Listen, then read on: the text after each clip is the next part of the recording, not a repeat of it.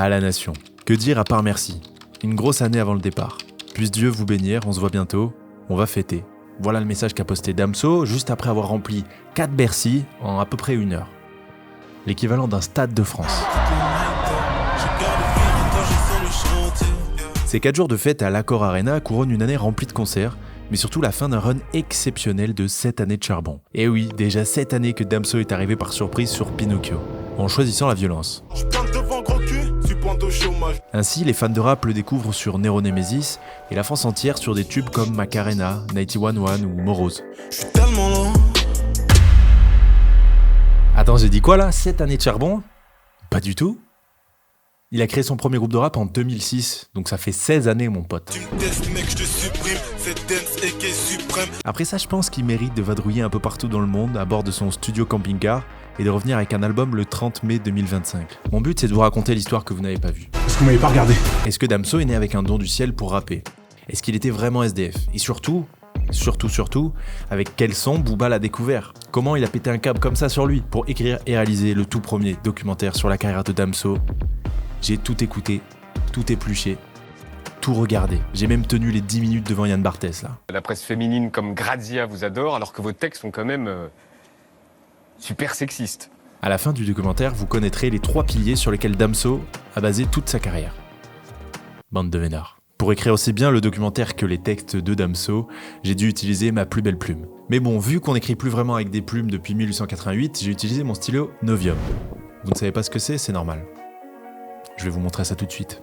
Voilà un stylo qui tient en gravité grâce à un système bien trop compliqué pour moi. J'étais nul en sciences et en physique. Vendez-moi ce stylo. Ouais, t'inquiète, lourd. Alors déjà ça écrit. En gros, Novium débarque sur le marché français après avoir tout cassé en Asie. Je suis sûrement la première collab que vous voyez sur YouTube, mais je vous le dis, ça sera pas la dernière. L'idée, c'est de booster ta créativité, c'est comme un investissement, quoi. Si t'écris souvent, tu sais que c'est archi cool d'avoir un bon stylo. Et je vous jure que j'ai jamais tenu un stylo aussi agréable que ça. La répartition du poids, c'est une dinguerie. En fait, il y a tout le poids qui est en dessous, là. Dommage que vous pouvez pas l'essayer. Mais c'est ouf. C'est vraiment oufissime. Et si vous pensez que j'essaye de vous douiller, sachez que le magazine Time le considère comme une des meilleures inventions de 2022. Le lien de l'article est en description. Honnêtement, je suis trop content qu'ils aient pensé à moi parce que j'écris encore tous les brouillons des vidéos sur des cahiers. Je pense que, honnêtement, j'ai dû en remplir 4 ou 5 depuis que j'ai commencé cette chaîne YouTube. Ça, c'est le cahier que j'ai acheté en juillet. Il est fini dans 4 pages. Personnellement, écrire, ça me fait trop du bien. Il y en a qui dessinent. Voilà, moi, c'est écrire qui me fait kiffer. En plus, ça rend mon taf un peu plus réel et ça m'évite de me déconcentrer comme sur un ordi, quoi. Bref, si comme moi, vous aimez bien écrire avec des stylos un peu haut de gamme, si vous voulez faire un cadeau original, j'en sais rien, vous avez 10% de réduction avec le code Viens on discute. Toutes les infos sont dans la description. Ah ouais, au fait, grâce au code promo, toutes les livraisons sont gratuites et en 2 jours. Voilà. On est dans le ghetto, je suis né à l'hosto, loin des stupes, des idées stupides. Vas-y, viens, on discute. Ok.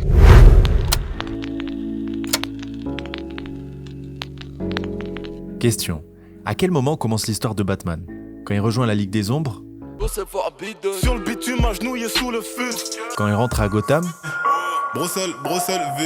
Avant, quand il assiste au meurtre de ses parents? Rebelle ennemi armé dans les barrages, apeuré à ne plus savoir qui j'étais. Ou quand il fracasse la gueule de son ancien maître?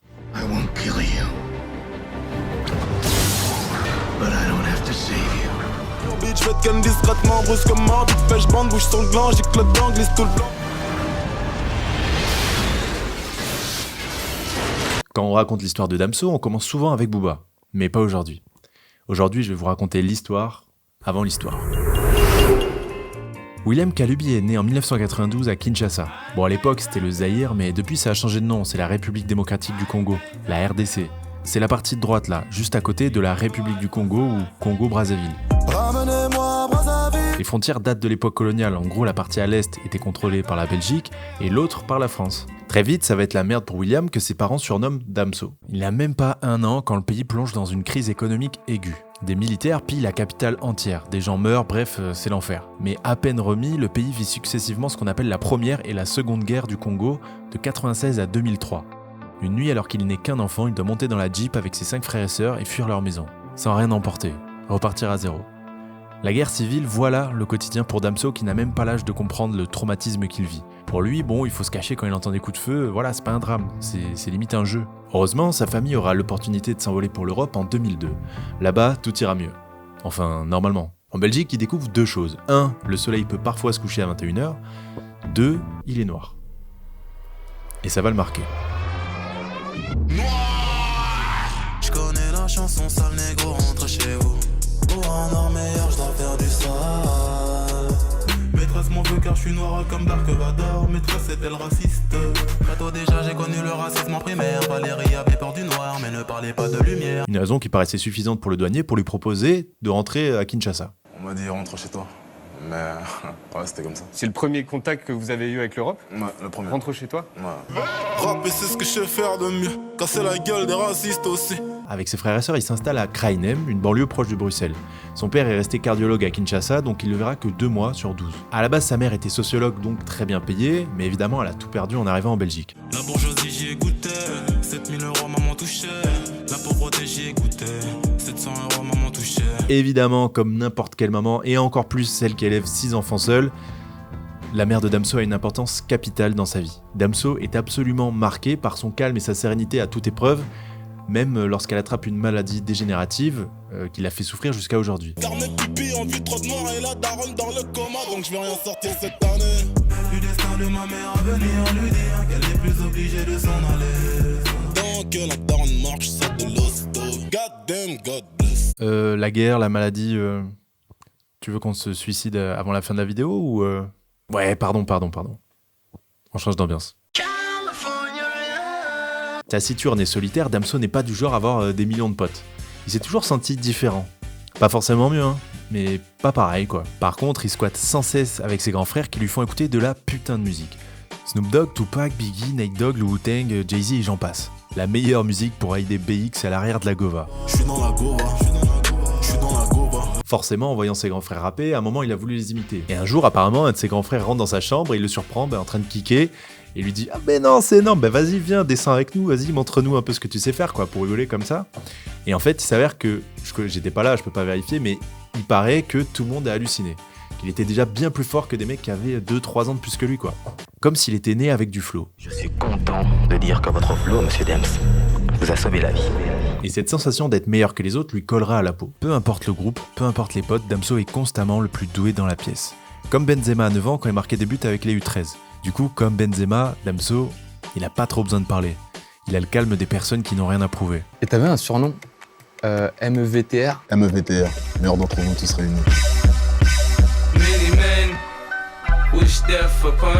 Le 6 février 2003, Get Rich or Die Trying sort et deviendra un énorme classique du rap US. 8ème plus grosse vente de l'histoire du rap, mais ça tu le sais déjà parce que t'as regardé cette vidéo. Cet album le marquera à tout jamais. Il est complètement fasciné par le flow, la voix, le charisme, la science des refrains, sans oublier les productions exceptionnelles de Dr. Dre. 50 Cent devient son idole et son modèle absolu. En 2006, à 14 ans, il crée un groupe de rap avec son pote Dolpha. Les deux rappent et font des instrus. Petit à petit, le cousin Dolpha, Duke, les rejoint, puis Leo Brown et Rex. Les 5 forment OPG pour Original Player Gangsters. C'est en 2008 qu'on retrouve la toute première trace d'enregistrement de Damso alors qu'il n'avait que 16 ans, dans un featuring avec Dolpha. Je veux du cas jusqu'en crever, mais l'abondance ne nuit pas. Au royaume des MIC que les OPG sont rois. Les années passent, le lycée aussi, mais Damso n'arrête jamais de rapper. En 2011, OPG sort sa première mixtape. Les traces sont quasiment toutes perdues aujourd'hui, mais heureusement, rien ne m'arrête quand il s'agit de fouiller le passé. Et bordel de merde, Damso savait déjà chantonner sous autotune. En 2011.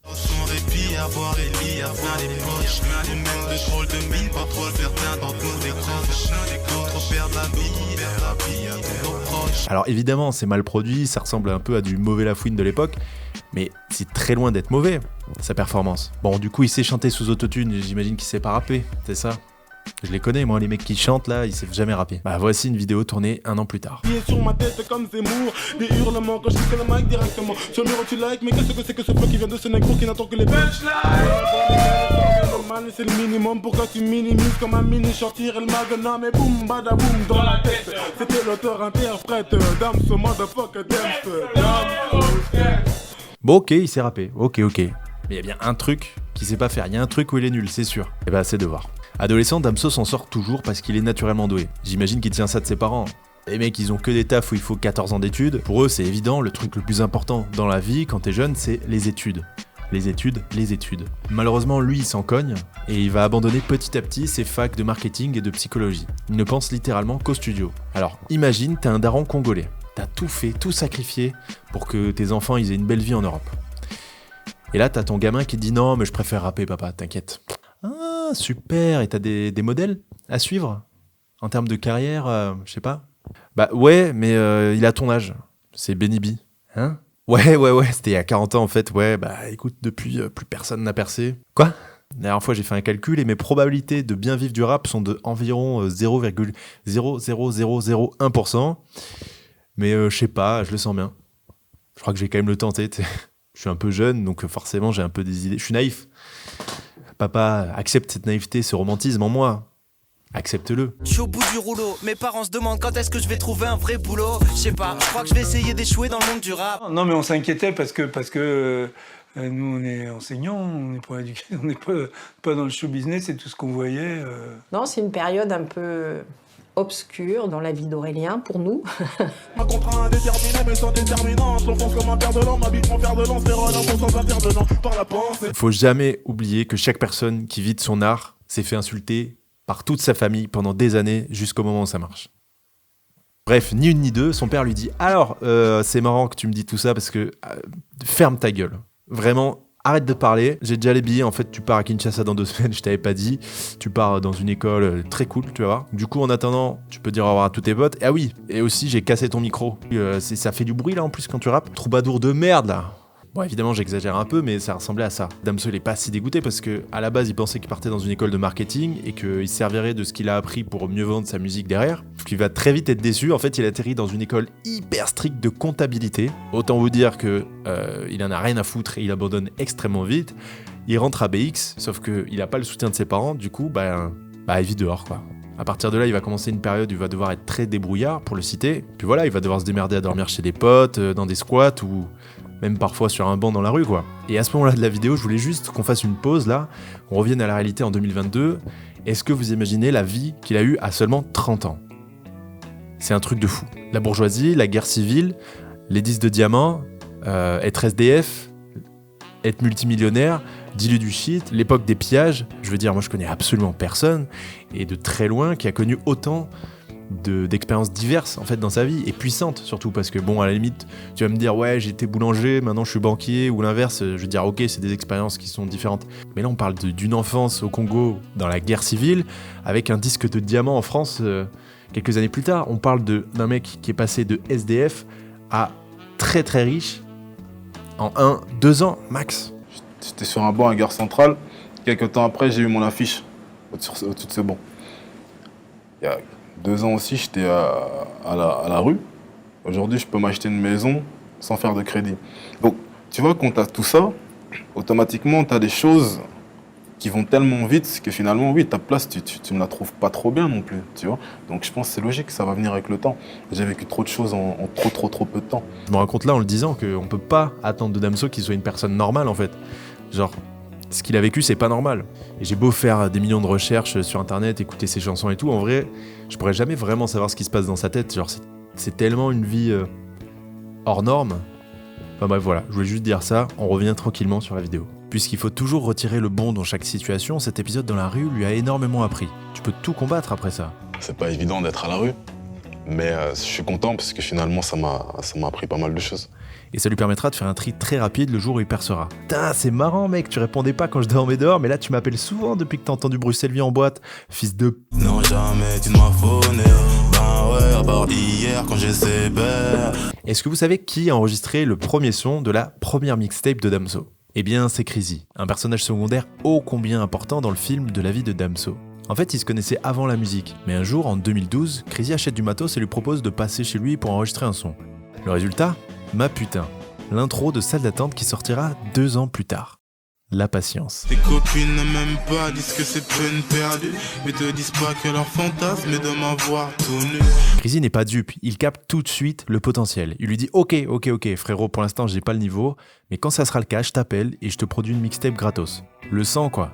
2 ans plus tard, Crazy enregistre Débrouillard, le premier son de ce qui deviendra Batterie Faible, 2 ans avant la sortie de Batterie Faible. Encore une fois, la patience, putain. Débrouillard à jamais.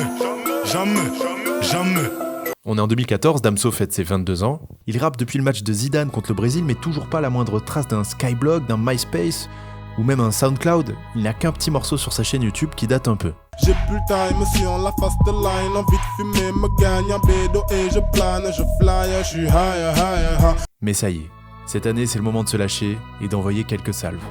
Ainsi, il lâche successivement le morceau Ego, en référence au label indépendant qu'il vient de créer. Qui même me like ou me follow, je trompe ton cerveau dans vocal de formol, Gilles, mon jardin, sans ego, tu download. Puis publie Partage Promo, un morceau qui nous dit « Salut, j'ai beaucoup écouté Eminem ». Ta technique de flow mythique, arme soviétique, grosse c'est l'équipe, grosse chimique, pharmaceutique, putain j'débite, trop me whip, encore réponse, mec, le rubis, je vois qu'ils se décompondent, le poussi, grosse et défonce, les deux tes chiches, de tes sautres d'ennemis sur le téco. À ce moment-là, son entourage n'en peut plus.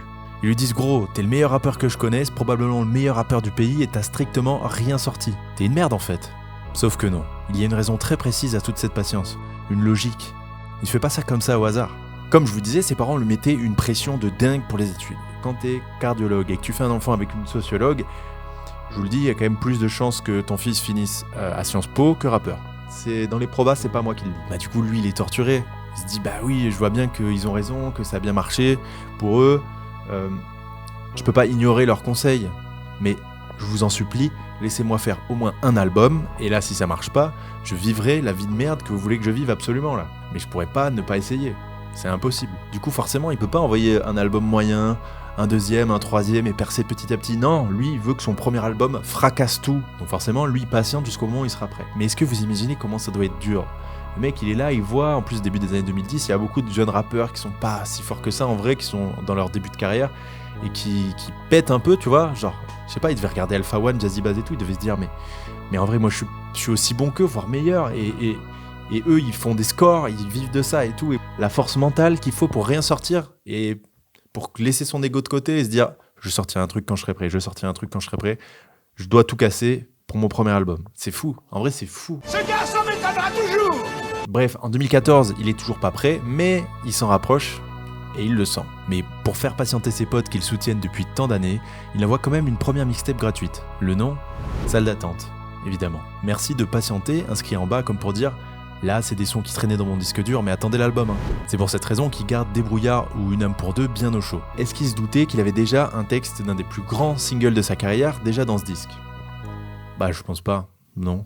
J'illumine ennemi imminent, pas de parole, pas de tête sur les lips. Inoffensif je fuis, une offensive et je tue, une gencive de plus. Sur le bitume j'accumule embrouille, bagarre de rue. Inoffensif je fuis, une offensive je tue, une gencive de plus. Sur le bitume j'accumule embrouille, bagarre de rue. C'est trash, drôle, il y a du chant, du rap, on retrouve un peu tous les ingrédients du Damso, de batterie faible et ipséité dans Salle d'attente.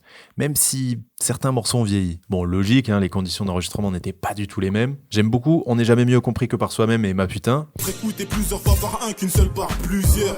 Je rappe à l'usure à me défoncer. On me dit Damso, t'as une belle voix, c'est peut-être parce qu'on m'a trop fait chanter. Ma putain, ma putain, ma putain, ma putain, ma putain, yeah, yeah, yeah. Le reste, je trouve ça un peu oubliable, voilà, c'est un peu du brouillon de ce qu'il fera plus tard. Forcément, je l'avais pas écouté à l'ancienne, donc tu vois, j'ai pas d'attache du tout avec ce projet. Malgré tout, une première pierre est posée. Un mois plus tard, première vraie mixtape de PG sort, 2013, et il pose sur 3 morceaux. Le premier, Boomerang, hein, voilà, c'est celui qui est un peu ressorti de cette époque-là, que j'aime beaucoup, et qui me fait penser un peu à du Kendrick. Ça s'en va et ça revient, ça s'entendra chez le voisin. Puis qui osera toucher ma bitch. C'est pas ma go, mais c'est peut-être plus que ma bitch. Le deuxième, Kimbo, il nous fait une bonne grosse trappe de 2014 avec son vieux pote Dolpha. Par le trafic de weed, mes deux sur le lèvres de mes nègres, ça fume et ça t'isotape la vocalise. Enfin, il reprend l'instru de 3G de Booba pour l'outro du projet. Termine d'apprendre la school, m'a dit le daron fils. J'ai séché les cours pour mouiller des chattes suisses, pendant que j'ai le barreau, bitch. Pour l'anecdote, un certain Hamza Kilogramme est à la prod de 2 morceaux, dont un avec Swaga Guru, que vous connaissez. Pourquoi ? Parce que c'était le premier blaze du motif. Un autre personnage secondaire très important dans la quête de Damso, et vous allez très vite comprendre pourquoi. J'ai dit 2 fois très, c'est un peu chiant, je vais peut-être refaire la phrase. En 2015, alors qu'il réalise l'album Jolly Garce de sa sœur Shai, il conseille à Booba d'écouter Damso parce qu'il est trop fort. Et cette histoire, mesdames et messieurs, j'ai eu la chance de l'entendre du principal concerné puisqu'il m'a appelé pour me la raconter. Merci Alvaro pour le plug, donnez 1 million d'abonnés à Aplume s'il vous plaît, en 2023. Mais du coup, j'étais trop curieux, je voulais tout savoir. Comment ça s'est passé ? Pourquoi il lui a fait une passe D ? Quel intérêt il y avait derrière ? Parce qu'au final, il y a toujours une petite part d'intérêt. Est-ce qu'il était archi pote ? Et dans ce cas-là, pourquoi ils le sont plus aujourd'hui ? Quel son a écouté Booba pour prendre une gifle à ce moment-là? Parce que je rappelle que Booba l'a écouté et s'est dit ok, je vais le signer. Donc voilà, je vais mettre de la lumière dessus. Mais en plus, je l'invite sur Nero Nemesis. Eh bien, vous allez le savoir tout de suite. Je trouve que ça mérite un abonnement quand même. Tout ce travail d'investigation, là, ça régale. Petit point, Road to Nancy, pour ceux qui savent. Ça y est, on a passé Sarcelles, 96e, plus grande ville de France, grande ville de rap français en plus. Prochaine destination, Chambéry. Très content de retrouver les Rhône-Alpes. Bref, continuez à vous abonner. Là, si vous êtes 40 000 à le faire d'un coup, demain, bah voilà, on sera 100 000 et c'est cool. À la base, c'est juste une bande de jeunes qui traînent ensemble à Bruxelles et qui sont tout le temps au studio. Une histoire comme il y en a partout, dans toutes les villes, je pense. Sauf que bon, quand tu finis data scientist dans une startup à Lyon, en général, on raconte moins ton histoire. Ils se connaissent pas tous forcément très bien, c'est plusieurs bandes de potes voilà, qui se rejoignent ici. À cette époque, Swagga Guru donc pose 2 fois sur la mixtape d'OPG, qui sort en 2013. Avec un flow très Lil Wayne-esque. Dans les mauvais coups, putain, paye de, on est toujours in comme un holiday. Bref, 2 ou 3 ans plus tard, sa sœur signe chez Booba et il taffe sur l'album. Un jour, Shai bloque sur un morceau et Damso les aide à le finir. Pour l'anecdote, c'est le morceau La Retraite. Le motif, très reconnaissant, lui dit ok, t'as aidé ma sœur, t'es comme ma mif maintenant. Dis-moi si t'as besoin d'un service. Et quelques mois plus tard, Damso lui dit gros, j'ai une mixtape prête là, mais j'ai besoin de 5000 balles. Est-ce que t'aurais des contacts en maison de disques? Le motif en avait, il tente tout ce qu'il peut pour lui trouver un deal, mais jamais de réponse. Jusqu'au moment où il tente le tout pour le tout. Il décide d'envoyer à Booba ce qui devait être le squelette de la mixtape de Damso avec 4 sons. Débrouillard, Une âme pour deux, Peur d'être sobre et Jour meilleur. Ouais, il y avait 35 millions de vues dans ce mail. Alors, on connaît les 3 premiers morceaux. Le dernier, je soupçonne d'être une version précédente de Noir meilleur qu'il y a sur Lithopédion, mais bon bref. En vrai, on s'en fout un peu. Tenez-vous bien, Booba répond en 2 minutes. Il a même pas eu le temps de tout écouter. Il le veut tout de suite et il écrit au motif « Que l'histoire se fasse, mon vieux ». Franchement, c'est ouf. Il m'a lu ça au téléphone, c'est ouf. Derrière, il signe au 9 de I, Booba lui envoie plusieurs morceaux pour qu'il pose dessus. Et Pinocchio était le 4e morceau. Voilà comment il se retrouve sur Nero Nemesis. Tu as la CC dans du cellophane, la lessive dans tes clips, tu dis que c'est de la cam. Tu me fais chier comme un mec qui te conseille à la salle. En octobre, Damso apparaît sur la Ocal Mixtape avec Poséidon. Qui m'aime me suivre, qui m'aime me like, qui m'aime me follow. Pussy, money, oui, j'en veux toujours plus qu'il en faut. Le 4 décembre, jour mythique du rap français, Nero Nemesis sort. Le rap français est choqué. La trappe française, moi je l'éjacule sur le torse. Oui, non, t'es très fort, mais est-ce que t'as besoin forcément de nous éjaculer sur le torse? Je pense pas. Le lendemain, il assure la première partie du Bercy de Booba. Je suis là pour le Bercy de Booba, première partie. Et la première partie avec les artistes au calme. Et c'est chaud, voilà. Jamais, débrouillard jamais. Rentrant chez lui, il est surdéterminé. Je sais pas si vous voyez cette ambiance. Quand j'étais gamin et que je rentrais d'un camp de basket où j'avais fait que du basket tous les jours, tout le temps, il y a que des mecs trop forts, ils font que parler de ça.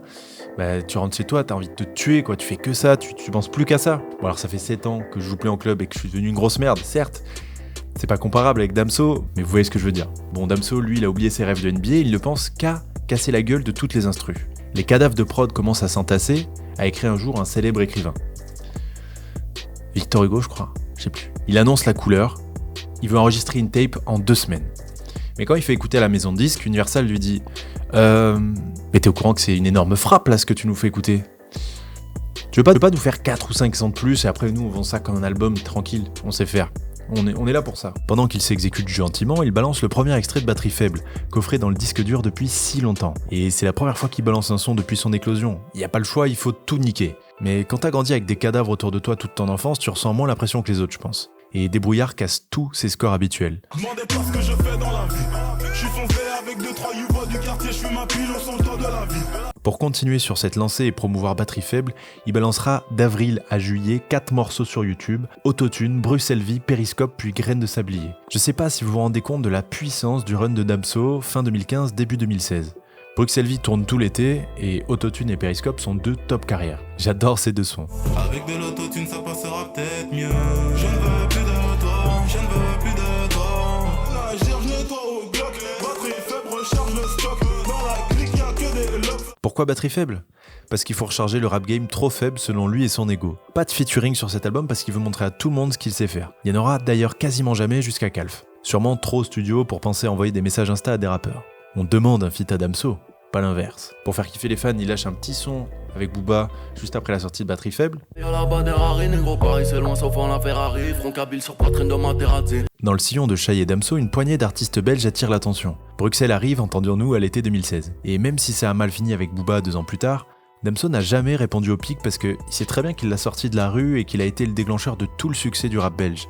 Il est trop reconnaissant pour ça. Imaginez Booba donne pas de force à Shai et Damso. Ça se trouve aujourd'hui c'est encore des artistes underground, hein, ou Damso serait comptable. On pourrait jamais savoir en fait, il manquait juste la lumière qu'a apporté Booba à ce moment-là. 4 mois après sa sortie, Batterie Faible est couronné d'un disque d'or, ce qui va permettre à son auteur de pouvoir enregistrer la suite dans les meilleures conditions possibles. Enfin, Damso va pouvoir faire son vrai premier album, celui qu'il attend depuis 2006. Son chef-d'œuvre. Mais malheureusement, tout ça, ça sera dans la deuxième partie. Abonne-toi si tu veux pas rater ça. La bise. On n'oublie pas Novium, j'ai plus aucun chômage, donc c'est vraiment grâce à eux que j'ai pu m'occuper de cette vidéo ce mois-ci au lieu de taffer tout simplement. Donc voilà, merci encore à eux, n'oubliez pas le code promo, viens on discute, tout est dans la description. Ciao pour la deuxième fois.